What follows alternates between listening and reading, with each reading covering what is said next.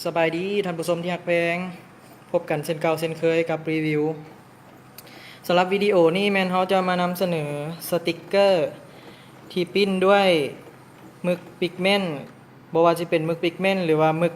เอฟสันทั่วไปก็สามารถพิมพ์ได้เนาะเป็นสติกเกอร์เจียที่เขาจะสาธิตให้กับท่านผู้ชมได้เห็นก็คือ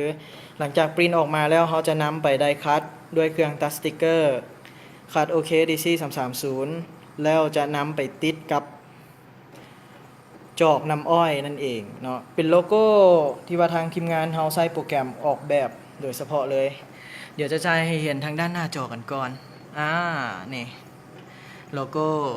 งามๆเลยเนาะโฟกัสให้เบิ่งก่อนเนาะเห็นบ่อยากแจ้งปานใดเดี๋ยวเอาเป็นว่าเขาจะมาถ่ายที่งานตัวจริงกันก่อนที่กำลังออกมาในปัจจุบันนี้เนาะเริ่มออกมาแล้วเจ้าในปัจจุบันสติกเกอร์ของเขาก็ออกมาใกล้จะเป็นที่สำเร็จกันแล้วเนาะเดี๋ยวจะหมุนให้ครับท่านผู้ชมลองอ่านกันเบิ่งเนาะ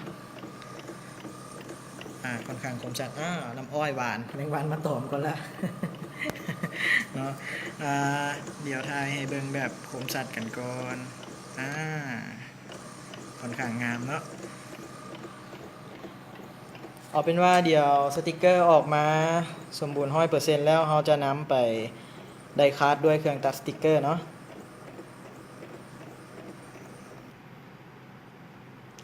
ปัจจุบันสติกเกอร์ของเขาออกมา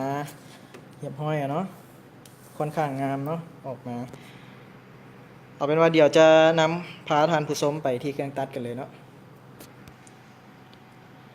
เจ้าและปัจจุบันเราก็ได้นำพาท่านผู้ชมเข้ามาที่หน้าของเครื่องตัดสติกเกอร์ยี่ห้อคัดโอเค DC 330เนาะเราจะนำเสนอเฉพาะ DC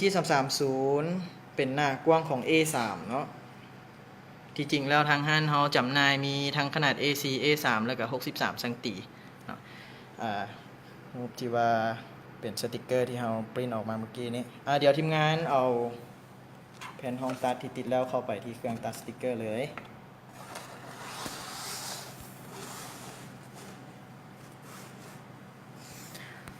ขั้นตอนที่หนึ่งก็คือเราจะแลนเส้นมาร์กเนาะให้ตัวเครื่องมีเลเซอร์สีแดงออกมา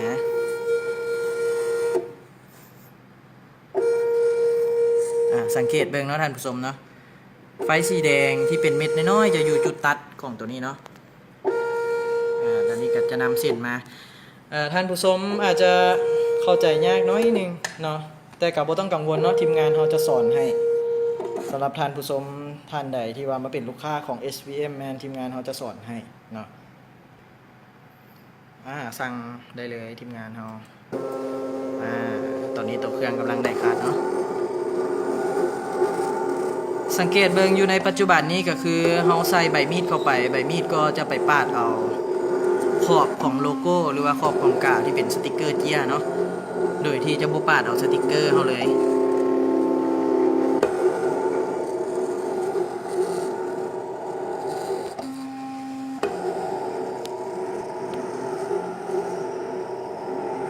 เดี๋ยวเครื่องไดคัสสำเร็จเป็นที่เรียบร้อยแล้วเราจะมาแกะให้กับท่านผู้ชมได้เบิ่งแล้วก็เอาไปติดใส่กับจอกน้ำอ้อยเนาะจอกน้ำอ้อยแท้ๆนี่เลยเนาะติดให้กับท่านผู้ชมได้เห็นทำกันง่ายๆเนาะการนำใส่เครื่องตัดยี่ห้อคัดโอเค DC 330นี่ค่อนข้างง่ายทีมงานเดี๋ยวเอาออกมาได้เลย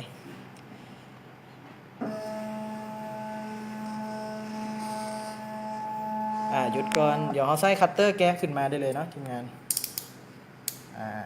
จิ้มขึ้นมาเลยจะเป็นแบบนี้เนาะจับปินด้านให้อ่านได้เดี๋ยวเขาจะนำพาท่านผู้ชมไปที่จอกน้ำอ้อยเนาะปัจจุบันจอกน้ำอ้อยมาตั้งอยู่ที่ด้านหน้าแล้วปัจจุบันนี้มีน้ำอ้อยเนาะที่จริงแล้วหลักการที่ถูกต้องก็คือเอาน้ำอ้อยออกก่อนบ่ฟาวใส่เถอะเขาต้องติดกาให้สำเร็จเรียบร้อยแล้วเขาจึงเอาไปใส่น้ำอ้อยเนาะแต่ว่านี่ทีมงานเขาซื้อมา หลังจากที่ว่าถ่ายวิดีโอแล้วก็จะได้แจกใหญ่กับทีมงานเขาเลยวิธีที่จะให้ง่ายขึ้นเขาต้องลอกเกียร์ที่บ่เอานั่นออกก่อนเนาะเพราะว่าเครื่องตัดเขาไดคัสขาดหมดเรียบร้อยแล้ว ลอกออกเลยเอาทิ่มได้เลยเนาะส่วนนั้นที่เขาบ่เอาเดี๋ยวเขาจะลอกไปแต่ละอันเนาะตัวที่เขาลอกแล้วทีมงานติดให้ท่านผู้ชมได้เห็นเลยติดเข้าไปขนาดว่ามีน้ำเนาะจะมีความเย็นอยู่ทางอ้อมนอกของจอกก็ยังติดบักดีๆเลยเนาะค่อนข้างที่ว่าติดเหนียวแน่นอีหลีเฮ็ดให้น้ำอ้อยมีชื่อเสียงหลายขึ้นเนาะโทรเข้ามาได้เนาะตามเบอร์โทรเนาะ เป็นของห้าง SVM เขาเองลอกออกมาติดเลยทีมงาน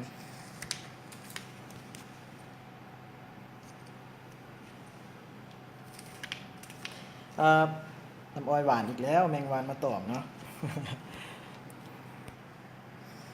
ติดไปอีกเลยนอกจากจะเฮ็ดให้จอกน้ำอ้อยเฮาเบิงมีคุณค่าหลายขึ้นแล้วยังสามารถสิว่าจังได๋เฮ็ดให้คนรู้จักกับห้านน้ำอ้อยของเฮาได้หลายขึ้นเนาะสำหรับผู้ใดที่ว่าอยากโฆษณาเป็นแบรนด์ของตัวเองเนาะน้ำอ้อยสามารถติดแบบนี้ได้เลยบ่ว่าที่เป็นจอกกาแฟจอกน้ำอ้อยเนาะติดได้หมดจอกกาแฟจอกน้ำอ้อยตัวอย่างถุงไข่แพนทั้งหลวงพระบางหรือว่าเป็นอาหารที่ว่าขึ้นสินค้าเป็นโอท็อปหรือว่าเป็นอาหารที่ว่าทางครอบครัวผลิตเองแจ่วบองเนาะแจ่วบองแจ่วปลาบ้ำอาหารต่างๆสามารถเอาไปติดได้เลยรวมทั้งกล่องโทรศัพท์กล่องครีมเนาะเอาสติกเกอร์เจียจากห้าง SVM ไปติดได้เลยเนาะมาข้อนี้ก็ต้องขอบใจกับท่านผู้ชมที่ว่าให้เกียรติติดตามรับชมตั้งแต่ต้นจนจบเลยเนาะวิดีโอใดก็เว้ายาวเนาะอยากให้ท่านผู้ชมได้เห็นได้เข้าใจนํกันอย่าเฝ้ารำคาญกันเด้อเนาะเอาเป็นว่าถ้าว่าท่านใดสนใจก็สามารถติดต่อเข้ามาได้ที่เบอร์020557331168เนาะทั้งน้ำหมึกทั้งปรินเตอร์โปรแกรมเครื่องตัดแล้วก็เจียที่เป็นสติกเกอร์สติกเกอร์เจียเนาะก็สามารถเข้ามาซื้อได้ที่ห้าง SVM มีจำหน่ายเฉพาะที่นี่ทีเดียวนะขอบใจหลายๆ